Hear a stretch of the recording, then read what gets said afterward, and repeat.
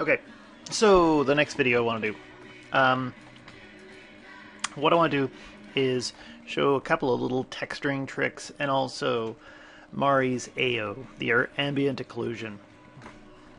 So let's just do a couple of little tricks first off. Let's just go and I'm going to take this and let's go and switch the screens here. And I can go to my image manager. Actually, I don't need to go in there. What I need to do is go into my layers. And I always kind of just right click and I want to put a procedural projection and I'll do the triplanar. Okay, and now that I've got this open, I'll just tack it here for a moment. And I can go into my image manager and pop in images. Let's go into the front. Of course, I should have popped that here. Top. And the right side. And you can see that it's repeating multiple times here, and the world scale is maybe a bit large. So what happens? We go 2. That's not enough. How about 10? It's getting better. And I suspect somewhere around, say, 25 on this one. Okay, so now it's repeating 25 times across here. Actually, 25 is still not enough. 35. I'll call that good enough. Okay, so I can get rid of this now. And actually, if I put this on, then when I get rid of this, then I hit that, it'll stick until I hit layers again and it goes away. So some areas where it gets scratched and things like that, okay, I need to do some work on these bits, but okay. I'm just going to take this triplanar and let's make a duplicate. Who am I? What am I doing? Where's duplicate? Copy.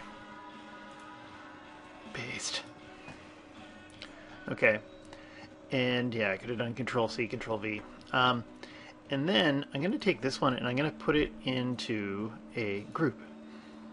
So now it's in a group. I can right click, put a procedural, put a brightness on this one. And yeah, with the brightness, then I've got a little slider here and I can switch it and I can make it brighter. Okay, something obnoxious like that. That's going to be quite bright. Okay. And then what I can do is on this group, I could put a mask on, layer mask, add a mask, and I'm going to hide all. Okay, so now I can paint with black and white. Here, I'll just reset those. And if I go in and I find some areas I want to paint on, maybe I'll switch my brush, shelf. Let's go and find, how about that one? Filthy air. No, I don't like that one.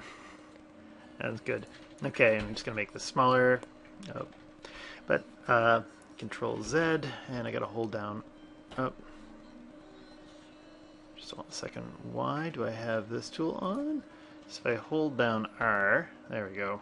Everything was right. I must have done something funny and triggered a different brush.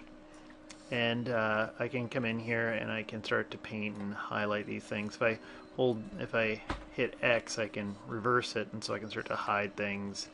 X, switch it around, and also too,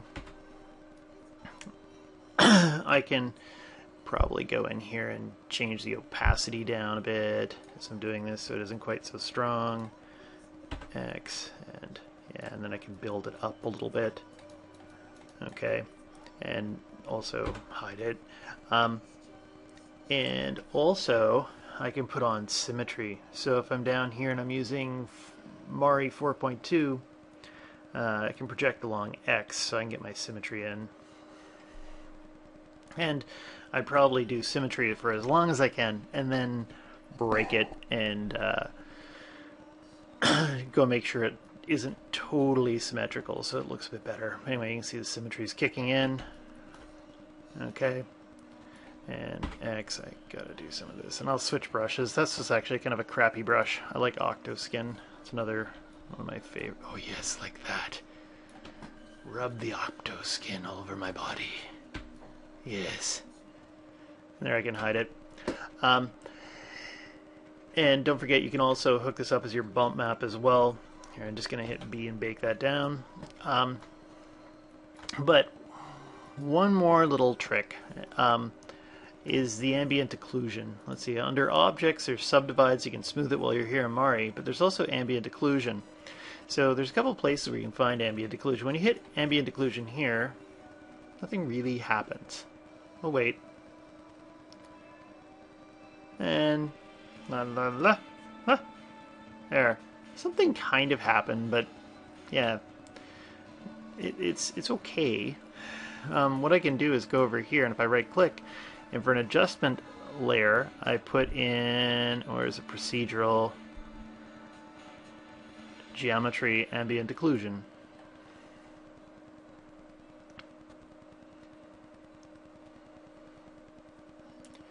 Oh, and I put it into this group. God damn it, I hate it when it does that. Let's do this so it's not separate. I'm going to move the group below it.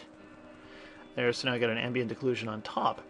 And, well, this is kind of nice, but there's no way to really control it. When I select it, there's no options down here. So let's go and put this into a group. And then I can take the ambient occlusion and right click, and I can add an adjustment layer so I can play with the brightness of it, or if I wanted to, maybe put levels on it. Okay, so I can play around with the mid and the dark. So if I pull up my dark here, and then if I go and I pull down the whites a little bit, I can move my mid-tone around. Okay, maybe that's getting a bit too hot. Okay, but I can kind of adjust my ambient occlusion. Now, one other thing is you're kind of looking at now it's all gone white. I can take the group and I can change it from normal to, say, darken or multiply. Okay, and then I can also drop down the intensity of that effect too. So there, I've just played around a little bit and trying to do some other texturing work. There, and I think, is there anything else on this I want to show? No, I think I'm going to leave it at that.